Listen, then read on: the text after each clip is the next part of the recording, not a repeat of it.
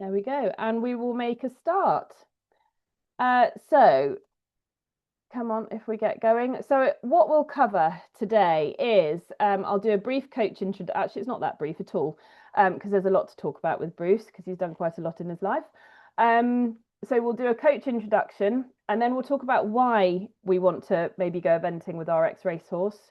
We will talk about why you might want to join British Eventing, and a little bit about British Eventing membership. But we're also going to talk about the competitive opportunities with BE, but also ROR, because I know that's a big focus for our ROR members. We'll also talk a little bit about the reason that we're doing all of this, really, is to talk about our step into competition clinics that we'll be running across the country. We'll get to Bruce's top tips after that, and then we'll just go through contacts and then questions right at the end. So, introducing Bruce Haskell. He's an international event rider. He's a Kiwi, and competed at Badminton and Burghley, FEI Nations Cups, New Zealand High Performance Squad, and was on the Tokyo Olympic long list. He's a qualified coach. I've been very lucky to be coached by Bruce for actually quite a long time now. I don't even want to think about it. And he's a BHSI British Eventing Level 3 coach, and he coaches riders from grassroots through to 5-star level. He has extensive ROR and aftercare experience. He does often, he's a regular face at Midlands camps in particular, and coaches, and has a very strong background in thoroughbreds, so breaking, pre-training, trap work. And also, the reason that I invited him to talk tonight is because he's a really passionate thoroughbred advocate, and has competed thoroughbreds internationally, and is really committed to supporting riders that retraining former racehorses. Bruce, does that do you justice? That's incredibly flattering, actually. But yeah, for background, my introduction to eventing was thoroughbreds in New Zealand, clearly, and we had them from a lady down the road that I rode track work for, I mucked out for, and they were for me the entry to being a rider to going to my first 4-star in New Zealand. And it was sort of by choice that we'd sort of in those days we were just getting into warm bloods and warm bloods performance, but I'm on the era where I remember amazing horses like JB as the sort of that was the pinnacle of thoroughbreds that could do everything, and they're incredible. And I sort of say, like, I've been on camps with Robin, and I said to everybody involved in this, is you guys are all on a journey from transforming horses from one part of their life into, well, what are they going to do next? And I kind of, if I'm pointing the camp in terms of direction towards eventing, it's because I believe that they're naturally set up. They're going to love it. Cross country's so natural to them. Yeah. It's fun.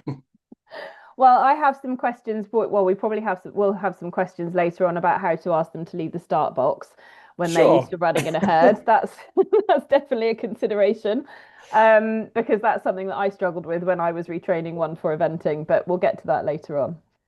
Okay, so why eventing? Bruce, feel free to butt in here. But these are the things that I came up with. And again, it's so the first one is something that I've said at the beginning of all of these webinars, dressage, show jumping, and now eventing, to improve his or her rideability. It's amazing what happens to these horses when you have a focus, the horse has a focus, and suddenly you've got to do the dressage that obviously needs a lot of precision.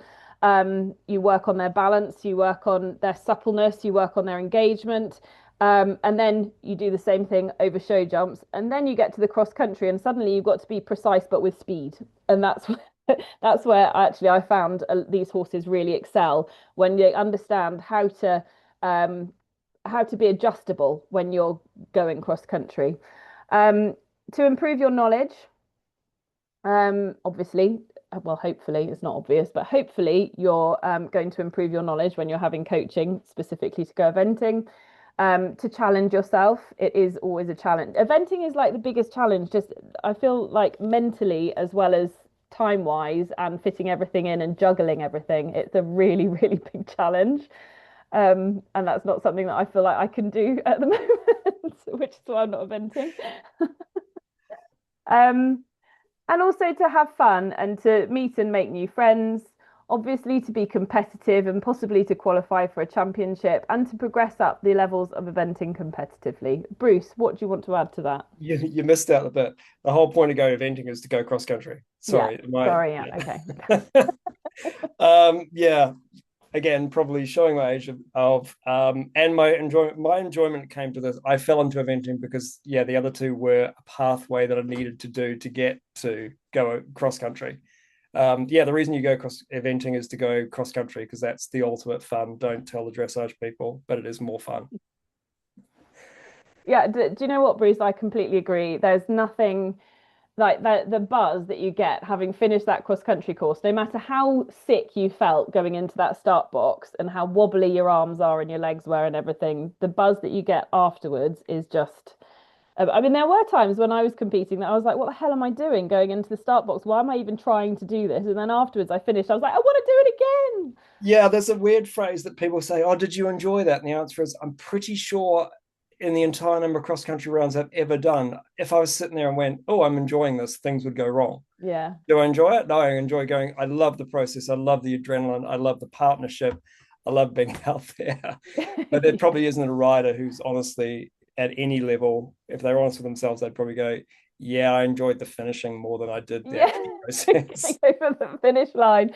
But then you do finish and you're like, I could do that again a You can million do it times, and again. it's amazing. Yeah, and that's the awesome thing about thoroughbreds is they're going to go all day. So Yeah, you got an advantage straight away. yeah, absolutely.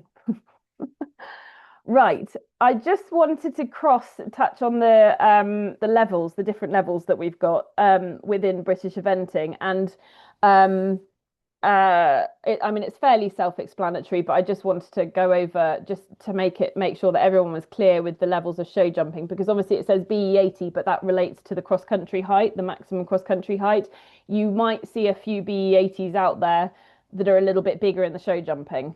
And it might look a bit meatier than you're used to possibly. So B90 standard dressage tests are an easy prelim in a 20 by 40. B100 dressage tests are slightly more difficult prelims slash almost towards novice. Bruce, what's in novice dressage tests now? A little bit of leg yielding, medium trot, rein back. So you're getting more complicated movements because they're dropping down from the FEI, so they're practicing Mm. at novice now. Okay, so it's like an easy elementary, right? I don't know. I don't do dressage. Sorry. You're the dressage rider, I'm Alex. converting everything to dressage. Intermediate, what's an intermediate? Moving into the half pass now, so you're getting a drop down from the levels that we've got in FEI because BE has to have those levels in their tests. So proper shoulder in, half pass, more lateral work, medium canter, smaller circles, quicker transitions. And if you want to mention at lower level, which is great for thoroughbreds, don't quote me, but I'm pretty sure 80, 90, your tests at 90, you're not going to be halting when you trot straight in, which is an incredible advantage on a thoroughbred that you're just teaching to do the basics. And then you're not, the first thing you do is go trot down and do something negative. So Mm, it's a really easy thing not to halt, not yeah. and this is where I call you like, remember what your thoroughbreds can and can't do. Don't hassle them for doing things they're not great at. They're not bred to stand still, they're bred to gallop. So not Yeah. halting at the beginning of a dressage test is a bonus. But didn't they do that in the Olympic test? They canted in and then went Right down to there. trot over X. And Yeah. that was like yeah, amazing. I remember watching a few of them training towards that. They were like, "Oh my God, I don't have to halt. This is amazing." A lot of them are quite thoroughbredy. They don't like halting. I don't like halting. Cool. Okay, so and then advanced tests, you obviously have the flying changes in there too. Yeah. Yeah. And then, so remember also when you're going out, don't get phased by it. So an 80 and in the show jumping, it'll be a two stride combination. It won't be a one stride. It'll be each Hmm. of the levels within show jumping has more technicality. So Mm. you're not going to be thrown in the deep end getting going at BE Mm. 80. It'll be a relatively simple 9, 10 fences, big scooping, big looping lines, a bit shallower on the curves, things that are Mm. going to help you. Each one of these grades you're looking at 80 through to advanced, they're a stepping stone for a progression to teach you how to do the next level. And Mm. as much as I'm discrediting my dressage, your the way that the test is set up will teach you how to do the next level of your show jumping. So slow bends, slow curves, you'll have that same level at 80 in your test, or 90 in your test. You'll have that in your 19 show jumping. That'll be there on the cross country. Toddy explained that to me, that's essentially how training works. You teach your horse through dressage what you're going to show in the show jumping and what you're going to demonstrate on the cross country. So it's sort of a slow progression. Dressage does count. Yeah, I'm afraid it does, Bruce. And is it right that you don't actually have to do a triple until you get to novice in the show jumping? Yeah, novice. So you'll have a two novice, two doubles, or a double and a triple at novice level. But again, this is sort of where I would be strongly advising you guys, whatever you're on, is don't just practice your show jumping or your dressage at eventing, because that becomes sort of too much pressure. Make sure you've gone off and done a bit of groundwork and done some unaffiliated dressage, or done some British show jumping or something to get ready, so that it's a lot easier to turn up at a BSJ event and jump the same height twice than it is to kind of turn up at a BE and get disappointed it didn't go to plan. Absolutely. Yeah, preparation is key, isn't it, when you're going eventing? Yeah, education. Yeah. So just very quickly, why join British Eventing? So obviously there are the most prestigious championships to aim for in the Voltaire design grassroots B. That's wrong. That is actually incorrect. That should be B90 and B100. That slipped through the net. I'm very sorry, everyone. So at badminton, it's B90 and B100, and then the NAF 5-star championships, which are B80, and I forget where that is. Whereabouts is that, Bruce? Which one is that at? I think it's at Bramham. It wasn't Bramham. It's been moved. I think. Has it been moved? Okay. So yeah, really good championships to aim for. Then you've got obviously the insurance coverage, which is public liability and personal accident when at BE events. So that's important to note. And then if you're only doing the pay as you go, then you only get personal accident. So you only get public liability. You also get access to really good training and education, and a lot of it's subsidised, often at a discount of 20%, which is incredible. Member rewards and discounts, and then support services, so access to the B Support Trust for support and after injury or crisis. So the different membership options that they have with British Eventing, the introductory membership actually is really good. And again, this did not exist when I was back in the day when I was eventing. So ideal up to B90, you get your results recorded, you get insurance, you get training discounts and qualification routes for the championships, which is, that to me is a no-brainer if you're competing at B90 anyway. So standard membership, if you're competing at the higher levels, and then your premier membership, but then you've got the pay-as-you-go rider option as well. So it's a really flexible option, and I think you can do 2 of those per year. And so basically you don't have to have any kind of membership to British Eventing. It's just you fancy having a go at an affiliated event, you do a pay-as-you-go and for the rider, and you enter. But your results are recorded and public liability included on competition days, but no personal accident insurance for pay as you go. So this is really good as well. The Go BE initiative. So again, accessible route to affiliated eventing. Anyone can enter. So no BE membership is required.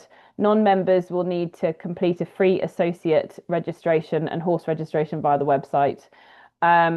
And then it's basically the same courses and same organising team as the national BE classes. Results with this one are unpublished, so absolutely no pressure for people looking up your results whatsoever. No prize money, but it won't count for MERs or qualifications, unfortunately. So that's a really good option if you wanted to have a go at British Eventing, an affiliated event. Right, so this is the B80 championships that you can aim for. Bruce, have you ever been to these? Sorry, I'm on mute. Yeah. I've coached at them. Yeah. And Absolutely what's brilliant. the vibe? For grassroots championships, it's something, as you probably all noticed at badminton, it's really prestigious. It's something you really want to be at. And I think for where I think the thoroughbred would have the advantage is that the cross country at badminton is longer, so it almost becomes, we do a lot of when we're talking coaching about this at this group of grassroots is making sure that they focus on the endurance of the horse, and still people seem to get that wrong. So yes, So you have to work hard to get qualified.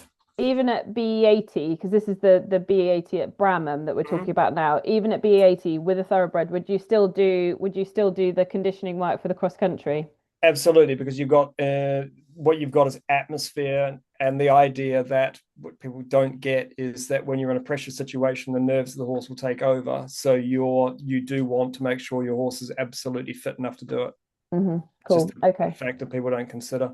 Yeah, yeah. I find sometimes people discount the fitness required for this level. Absolutely, They you need underestimate to it. do endurance work regardless of what level you're Mm, doing for the conditioning of your legs mm. and the And heart rate of the nerves. how important is it for the rider in particular for these?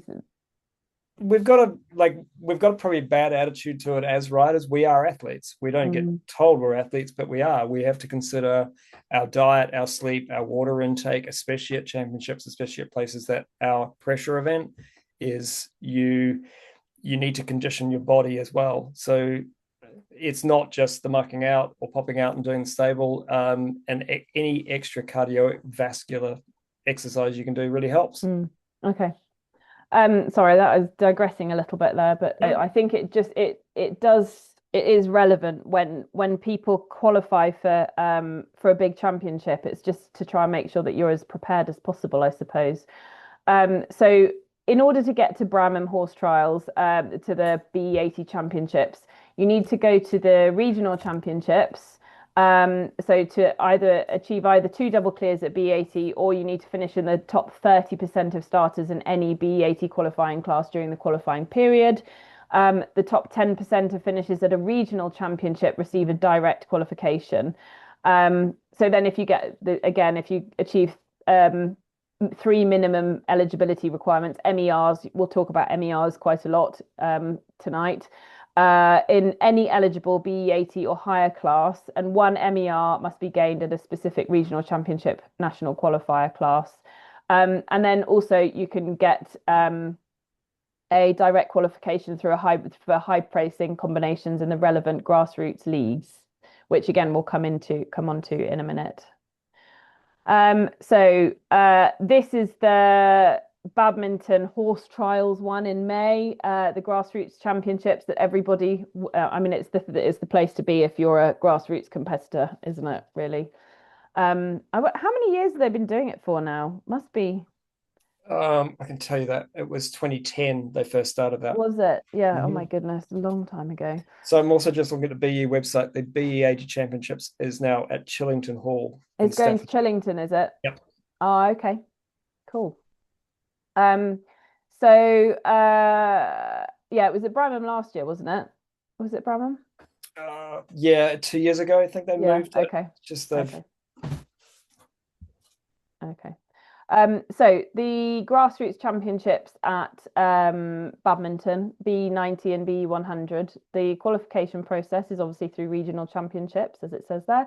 And to go to a regional championships, you've got to get two double clears at any standard B90 or 100 within the qualifying period, or finish in the top 20% of starters in eligible B90 or 100 qualifying classes. There are a few other routes there, so through the Scottish Championships, through Bicton 3-day, and through the grassroots leagues. Um, Bruce, the grassroots championships is something else really at badminton, isn't it? That atmosphere.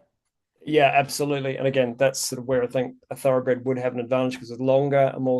I've advised people to use the Bicton 3-day event route. Not only is it great fun, but it's better suited to thoroughbreds because you've got the endurance factor of being out there for longer. So Yeah. any place that has hills, any place that you've got to, if you're riding a thoroughbred, you may as well look for the advantage it gives you, which is that Mm, just that ability to go all day. hmm Cool.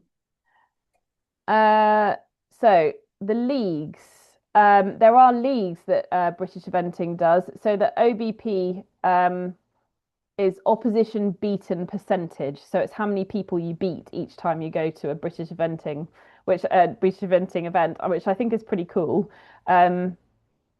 So basically rewards consistency, and that's run by Equa ratings. So the levels that these run at are at B80, 90, and 100. And I'm told there are additional leagues for newcomers who've recently started competing, so a really easy entry level, and also there are youth leagues. And they have a really good prize pot actually. I don't know how often they award it, but certainly they have about £10,000 towards the leagues, which is really good, and it can secure a direct qualification to the championships too. So on to ROR competitions. Now this is what we're really excited about. As you may have seen yesterday, those of you that go on social media, that we launched our new ROR National Eventing Championships. And these are really kindly supported by Connolly's Red Mills and in association with Bede. So these are brand new, and it's for the first time we're going to bring together our 90, 100 and novice sections all at one really prestigious event, Osberton International, and it has such an incredible championship feel, that place. So expect, yeah, quite a big atmosphere there. Bruce, you've been to Osberton International. What's it like? Yeah, it's absolutely brilliant. And shifting that to the May date, their ground is fantastic at all times of year, but in May it will be rain, hail, or sunshine. That venue will be fantastic. So that's a hell Wonderful. of a. It's also, yeah, your atmosphere, Ali. They hold several rings. There's always a lot going on. It's sort of, yeah, it's a bit of a showcase. Yeah, which is this. That's why we were really keen to hold it there because I think it would just be absolutely brilliant. So qualification, basically, you've got to hold current ROR competition membership.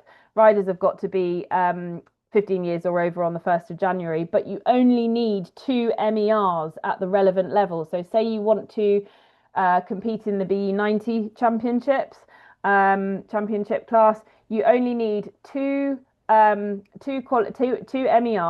from either the whole of 2025 or March and April or April of 2026.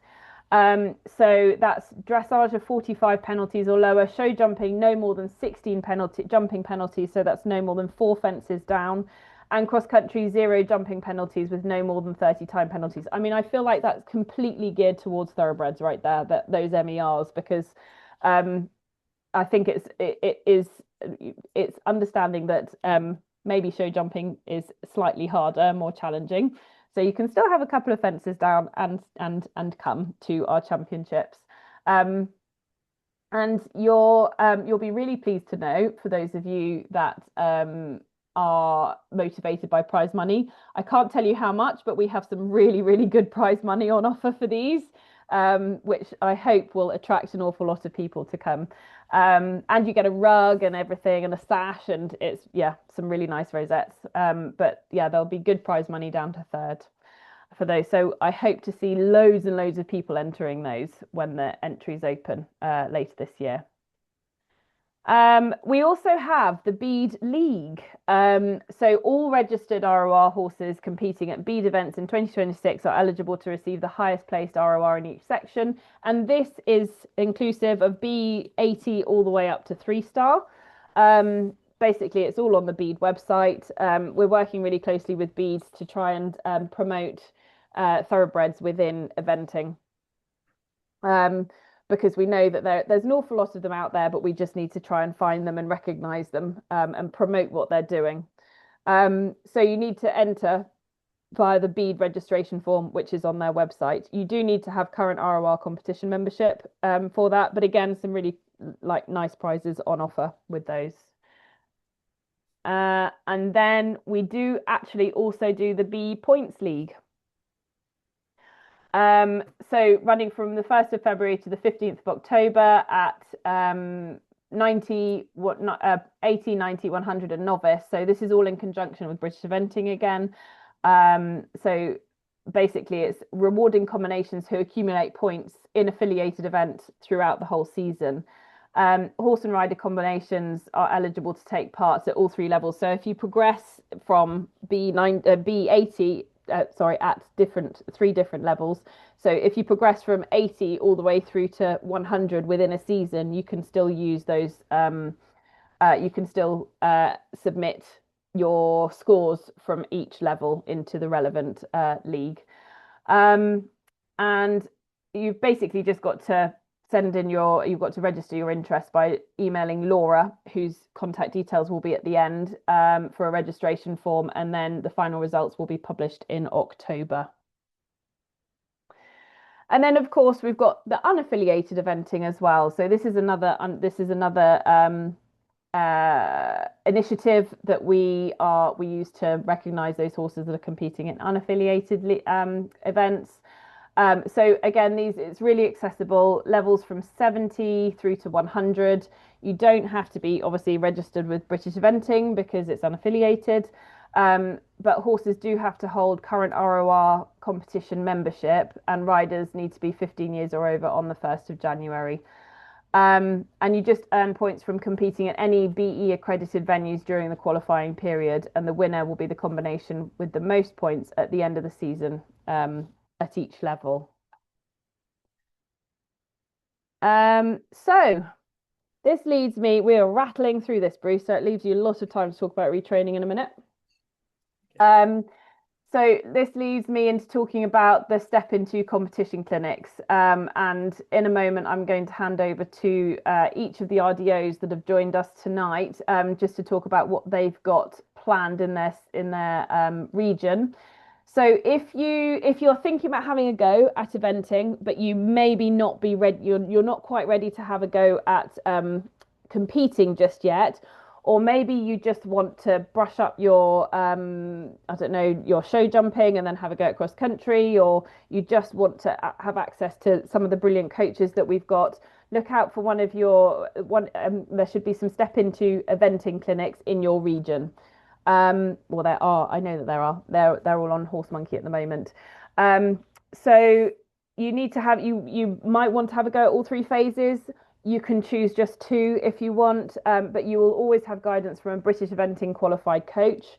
All levels will be catered for, so great for those just starting their eventing journey, as well as more experienced combinations. These are running from March till June. So I would say book in, do not be disappointed because they're not running in through the summer. Book via Horse Monkey. So you've just got to search for your region. If you're near a border, then please do search for in the other region as well. But if in doubt, just email your RDO. Their contact details will be at the end. Robin, you're first on my screen. I'm going to hand over to you to talk about what you've got booked in. So, in May, I have everything finalised and it is live, a day camp with Bruce himself and Sam Hobbs. So this will cater for all levels. We'll be able to do dressage on grass, show jumping on grass, as well as the cross country. It'll be great for people thinking of starting off or even aiming to want a bit of a brush up before Osberton the following weekend. If anybody wants to sort of drop in and ask Bruce for his guidance with that, you can book on for that.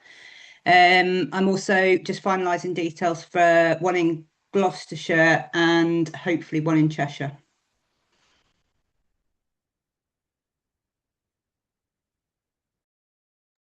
Sorry, I'm on mute. I just realised. Thank you very much, Robin. Natalie. Hello, so a bit like Robin, we are running these as a day camp.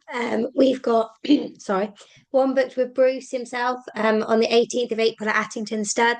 This is likely to be on a surface for most of it, weather dependent. They've got a big cross country course that we can use on a surface. So ideally, if you just want to come and have a go, but still have an arena fence around you. We've also got one on the 15th of March at Radley Green. That's with Victoria Backs. Again, that might all be on a surface depending on the weather. And then on the 10th of May, we've got one at Coomlands with Sam Shampney Warrener. This will be on grass. So again, if you want to practice ready for the championships, it's a good chance to come and have a go then. Perfect. Thank you, Natalie. Roly, you're next. We got two locations that we're going to in the West Country. First of all, in the furthest west, Tim Cheffings, which is North Devon. He's got really good arena eventing facilities there.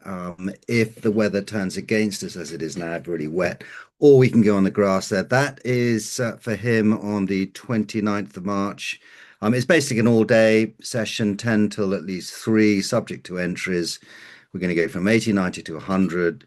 Really focus on the jumping side, course walks, how to prepare yourself for the day, how to manage the start box, looking at your timing markers, and all sorts of things that you really need to think about when you go eventing. And as Bruce said earlier, it's the cross country element of it that is the most exciting and thrilling, and that's what we'll really focus on with Tim down there. We've just got one booked at the moment. If the entries are really good, then we might go for a second. As I say, that's down way in the west of the Southwest region, more in the centre with Lucinda Sims, who is the one of the finalists in the Partnership of the Year Award, has got superb experience at all elements of equine matters. We go to Lucinda on 2 occasions. 21st of March, we'll focus really in the arenas, show jumping across country. And on the 18th of April, we're going to run a little Eventers Challenge. That's the idea there. Again, it's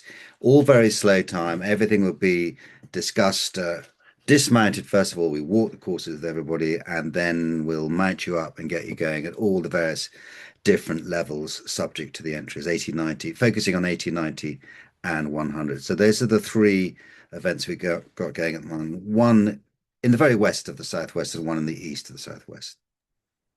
Fantastic. Thank you, Roly. And Debbie. Hello. So we've got one kind of day camp, which is going to be with Charlotte Ridley and John Hill at Park End Equestrian. So there will be 2 sessions. So the session that you can have with John can either be the dressage or the show jumping, and then there'll be cross country with Charlotte.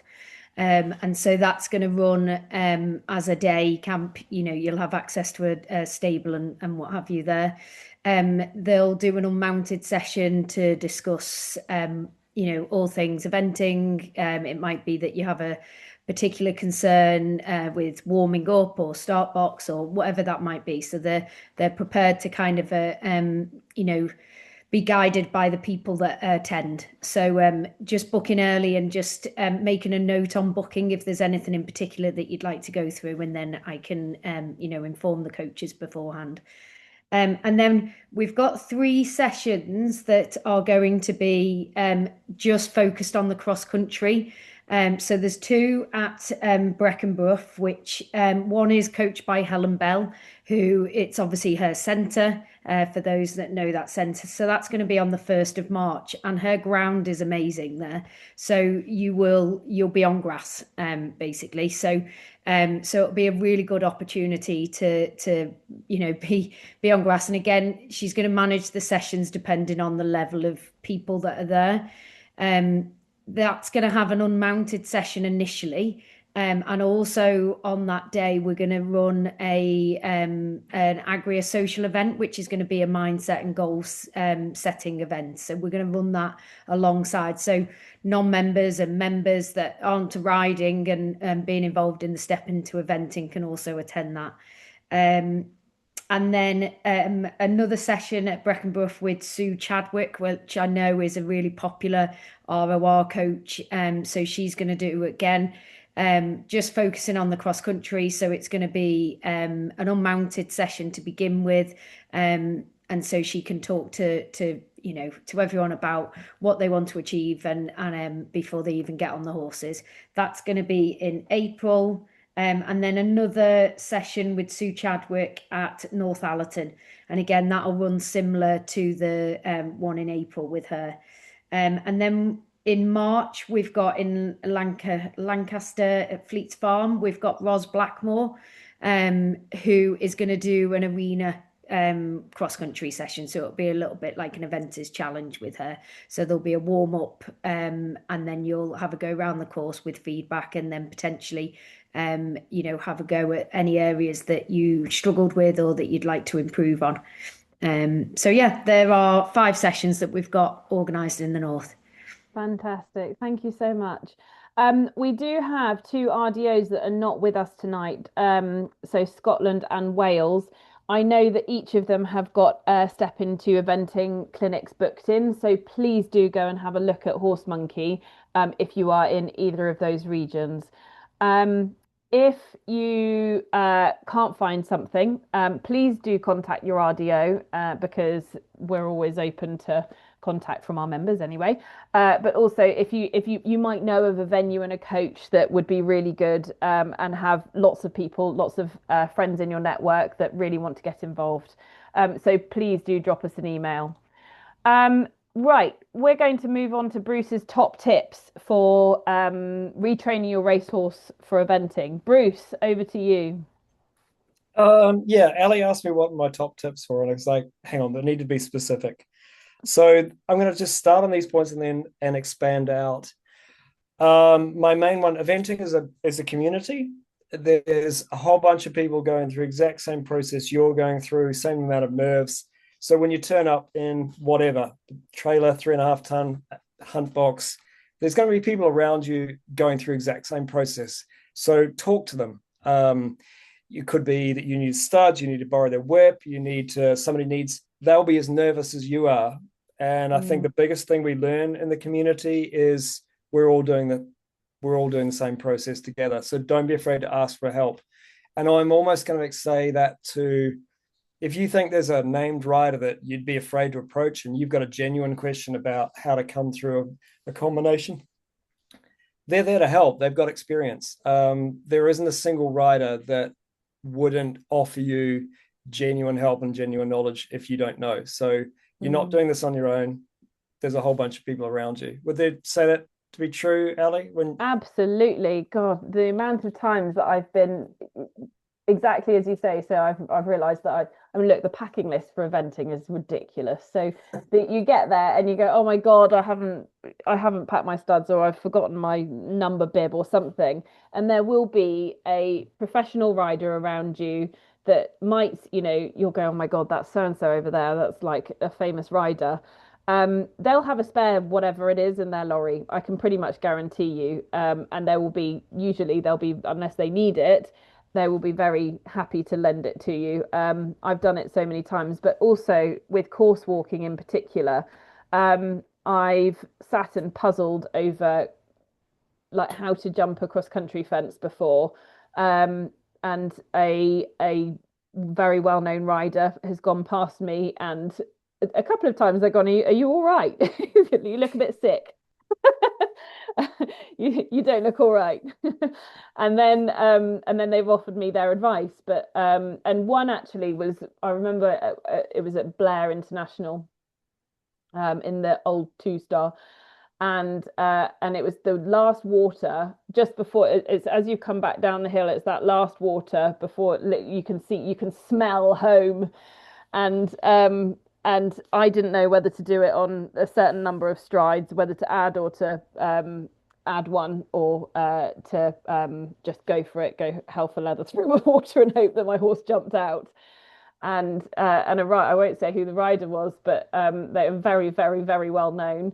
Olympic rider said that you look a bit puzzled by this. Why are you thinking too hard about this? It looks like your brain's hurting. And I said, yeah, I just don't know what to do here.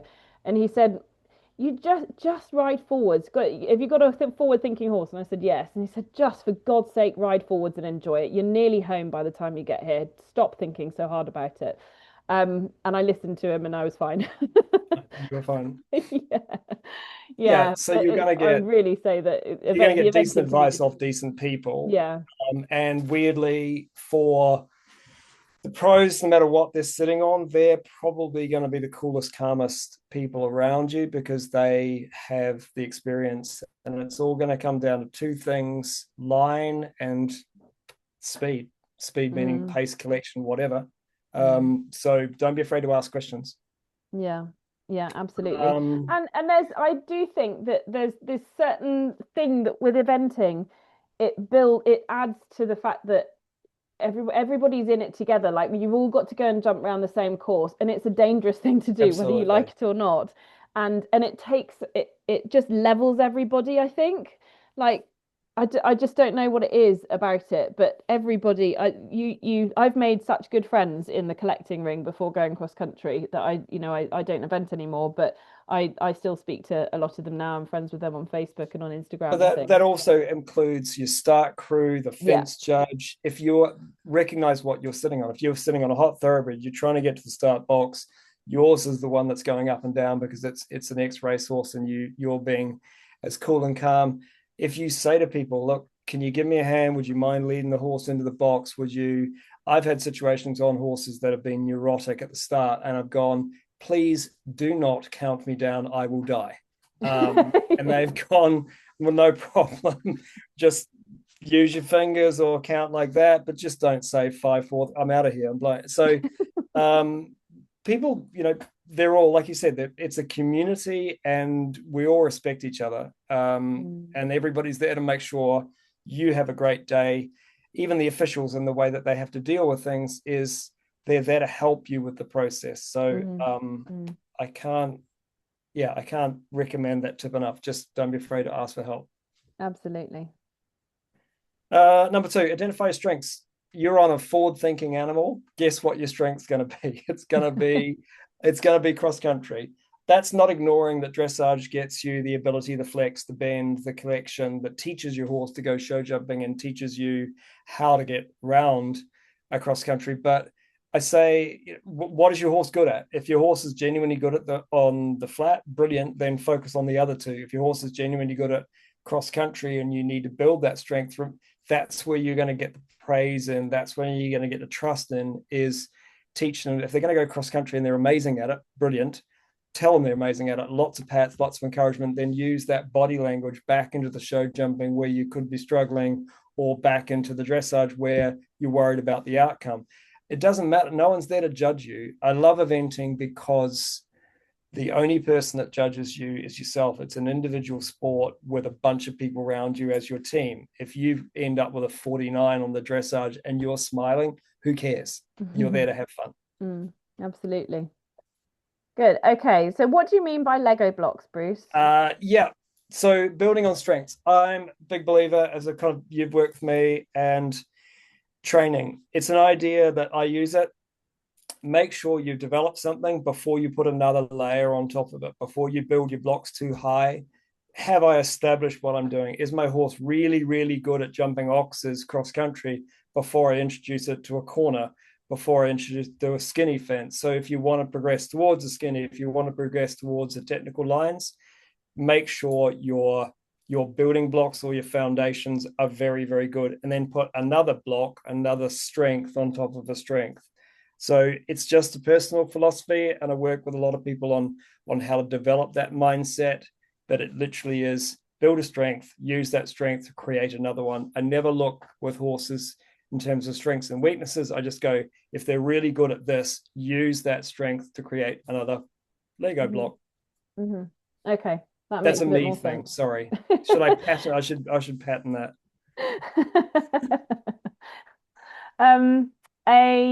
Setting a season goal. Yeah. So we're all, if you're competitive or you're interested, the best thing to do is set a goal. And even if your goal, a goal is something as simple as, I want to be at Osborne and I want to be at the championship. Sounds amazing. It could be, I want to be at Beckton. I want to be going up and down those hills. I want to do my first 3-day. But it also could be something as simple as, I want to go double clear, or I want to go double clear here. A little game that I play for those that don't want to do it is put a piece of paper, write your goal down, fold it up, stick it on the pin board, or put an envelope and put it in a drawer to yourself, because that goal is yours. No one else is allowed to interfere with that goal. If you've got to where you've aimed for, if you've achieved what you want, then your training program becomes a lot easier. Your steps, your building blocks towards that goal become a lot easier if you've got the goal. If you haven't got the goal, then it's easy to drift off your target. What are you measuring your performance against? And I think while that sounds a little high performance, it's not. It's just general sport performance. You want to be able to go, how do I get to where I'm going? And then how do I measure my success against that? Yeah, I have to say I changed the order that you put some of these in because I felt like you needed to put you put them in slightly random order. So I said about a goal and then I said make a plan. So Yeah. how do you make a plan? So making a plan is all the little bits, the details. What do I want to do? What makes the season goal happen? How do I get to that? That's the plan. And it could be something as simple as, do I have a dog sitter for the Sunday that I'm going to go eventing? All those little things. There's a lot you can do off a horse that simplifies the process when you're on it. Mm-hmm. I think that's incredibly important with thoroughbreds because we're dealing with an animal that's alive, awake, forward thinking. We're having to micromanage a whole lot of situations on our thoroughbreds. It's a lot easier if you're working inside a plan. And even if your plan is, I'm going to try and practice straight lines down the center towards the judge at trot. If that's your plan and you're achieving your plan, then brilliant. But what did you do before that? Did you make sure that you'd had the farrier on time, the physios there, all the stuff that you need to get in? Has someone MOT'd the trailer? All those little things might sound like they're not part of it, but for every professional, they absolutely are. You can't just turn up and compete. How did you get there? And I think with eventing, preparation is, I mean, we say that with all equestrian disciplines that preparation is key, but it's particularly important with eventing, I think, because, I mean, first of all, it's dangerous if you wing it or if you try and fake it till you make it. But it's also a massive waste of money and time and effort. If you think, okay, so I want to go and try my first BE80 in May, you need to be doing the groundwork now. You need to be laying the foundations now, don't you, for preparing for that. In terms of when you're going to go cross country schooling, what if the cross country course is closed because the ground is so bad? Is there some way you can go all weather? Have you got your dressage practice in? Have you got your show jumping practice in? Like you say, has the lorry been MOT'd? Has the trailer been serviced? Has all of these things that there are so many things that can stop you from going and trying that, getting to where you want to be. And it does take a lot of brain space, doesn't it, with eventing? Yeah, and that's sort of the weird bit because we've got such a wide parameter on what our entire day looks like, whether you get influenced by the warm-up arena. So how long are you going to be there? What suits your horse? Have you got a horse that, again, Dawes Willowhead, which was a 4-star horse, I literally had to get on it and ride it within 5 minutes. Otherwise, the day was over. So that was mentally a hell of a lot different than a horse that needed to be warmed up for a proper 35-minute warm-up for its dressage. So your horse will suit it. And the more planned you are, it's a little bit of sports psychology, then you don't get drawn into having to fix things at the moment. So it could be a year plan, how do I get to an event? It could be a month plan, what am I doing in this month towards that event? It could be a day plan, what am I doing on this day to make sure the competition goes well? But the more you do a planning exercise, the more you think about how do I get from A to B, what do I need to do it, then the process becomes easier. Yeah, absolutely. So just before we talk about enjoying the experience, because I think this is key to pretty obvious whether you it's all very well and good saying enjoy the experience, but what if your horse does not want to, what if your horse is like, no, I'm a herd animal, I'm a racehorse, I don't want to leave the start box? What do you do? So start box psychology is, I think, relatively easy on racehorses. You've just got to manage the situation. I'm not a fan of pre-training it. It's an easy thing for me to say that, but there's two ways, and simple thing, there's two ways into a start box. And I've noticed in Britain, most people are still trying to go in from the side and shoot out. I think that's the more pressure environment. If I was you, I would train myself to lower my own heart rate, walk out in front, be scratching on the neck, give enough time, be ready to be in front of the box. Please don't repeat it. Oh no, it's online. You've got the gap between you and the first fence. You can use that without cheating. You can ride away, you can come back and trot, you can trot in. All you have to do is turn around and go. I like to take my young ones, and when I was riding ex-thoroughbreds, is the less pressure you can put on yourself in that environment, the better that becomes. So just walk as quietly as you can, accept a jog, don't try and fix it. In, pat, go slowly out and slowly away. I think people make a massive mistake of rushing off the start box. That's not going to affect your time across country. I was just going to say, I was going to caveat that you're not allowed to approach the first fence, are you? No, you're not. That's not. Yes, you're not allowed to. But you are allowed to use the space between start box and the first fence to do a loop right away and come back. You're not allowed to show your horse the first fence. And then what I was going to ask, can you walk out of the start box? Absolutely. Yeah. So if you want to teach little walk, little trot, little pat. I'm a big fan at the low levels of just teach them to go out slow. It's just that gap is claustrophobic. Yeah. What if they can't get going there and they nap? Back to the others. I'm really putting you on the spot now. They will get going. They will. Yeah, they do. The one that I had. Then if you're being logical and go, okay, well, how do I avoid that? Well, then you'd go to BE training days at the beginning of the year. Nigel runs you can do training day, so you put themselves in the environment, but there's no tannoy, there's all the flags and all the bits and pieces. There's ways around this. Or come to a step into eventing clinic, which is exactly what we're doing. If you've got issues. Start box training. Yeah. Sounds like a need to do start box training. No, it's only because I feel like I'm traumatized by mine that didn't want to leave everybody. I'd get stuck in the start box. So I ended up being led. I had somebody with me all the time, and it would just, that's how I got over it. I just was led everywhere. And you're allowed to go off the lead rope, so they'll let you in on a lunge line and let you run through. Yeah, that's exactly what I had to do. There's ways around this. Yeah, absolutely. And maybe that's a mindset thing, to just don't get trapped in the moment. So don't let your day be ruined by, I can't do this. To go, okay, so how do I take a breath and get through it? Ask for help. Cool. So hopefully then you'll enjoy the experience. Thank you. We haven't had any questions come through, so if you want to ask any questions, pop them in the chat quickly as I go through the last couple of slides. Ali, sorry to interrupt. Can I just say that if any of the Northern members want to go through their dressage tests, they can enter or book onto the Step Into Dressage, and we can order the BE.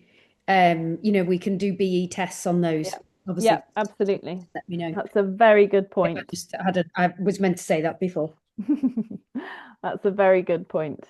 So if anyone's interested in getting in touch with British Eventing, their phone line and emails are there. And then for anyone wanting to get involved with RoR eventing, all our contact details are there. Lovely Laura, who is in charge of eventing. If you've got any questions whatsoever, please do just drop her a line. And then you've got all the RDOs as well here. So you should know which region you're in, hopefully, and get in touch with one of those, one of our RDOs. So any questions whatsoever? We haven't had any questions. This is the first one we haven't had any questions. Oh, we've got a question. We have a question coming up. Let's go. Okay, so hi Charlotte. What is BEAD, please? This is my first year with art. Okay, so BEAD is it's an organisation that runs a whole load of events it's mainly through the Midlands. It is based in the Midlands, isn't it? So they organise a whole load of different events, and we're working with BEAD. If you Google them, then their website will come up with all of their different events that they're running.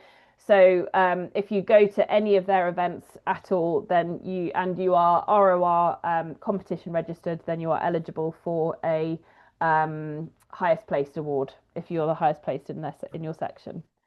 Kim says, I missed the East for training. Were there any planned in the East? That's you, Natalie.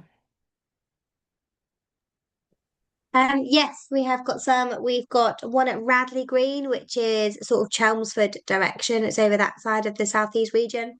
We've got one at Attington Stud, which is in Oxfordshire, which Bruce himself is running. And we've got one at Coomlands, which is down in sort of Surrey, Sussex area. And we can do some more if there's demand for them as well. So I think Kim, Chelmsford would be the closest for you. I think, or possibly come over to Attington, depending on how far that is. I think Kim's Newmarket way, possibly. Yeah, I think she but is. yeah, I think Coomlands will be a bit far, but yeah, yeah. So yeah, Chelmsford. Yeah, cool. Any more questions about eventing? Cool. Bradley is doable. Fantastic. That's great, Kim. Thank you. Charlotte says, will there be anything in Cumbria, Debbie? No, unfortunately, we don't have the cross-country courses. It depends where you are in Cumbria, but basically the ones at Northallerton and Breckenbrough are within an hour down the A66. But unfortunately, we don't have.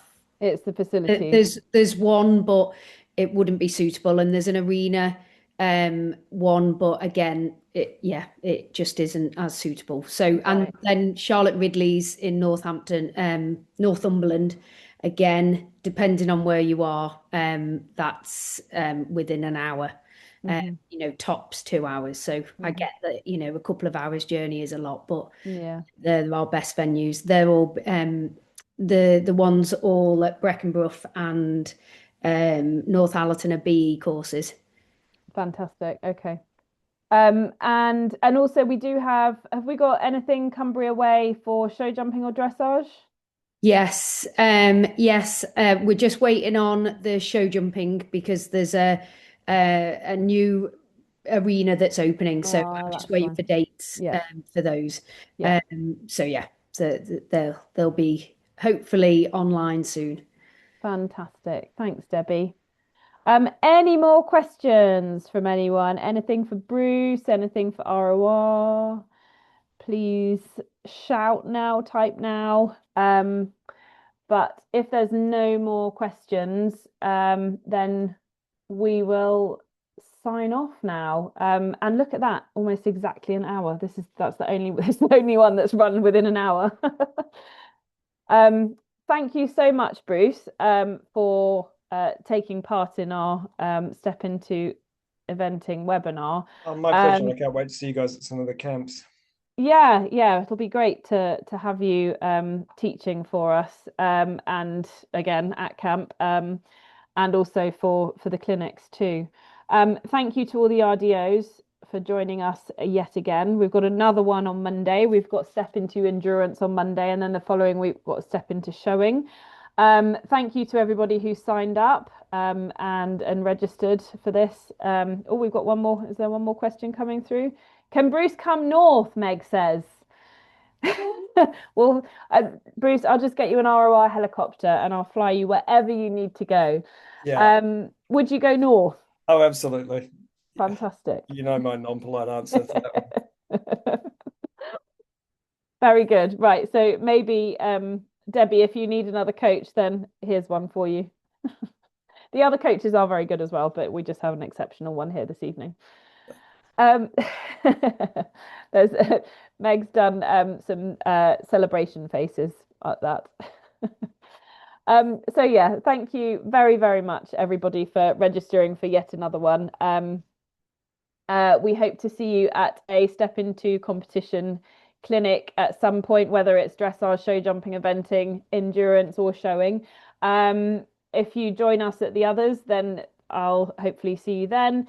But I really hope that you come to one of our clinics and potentially come to our eventing championships in May, which I'm really excited about. Can you tell?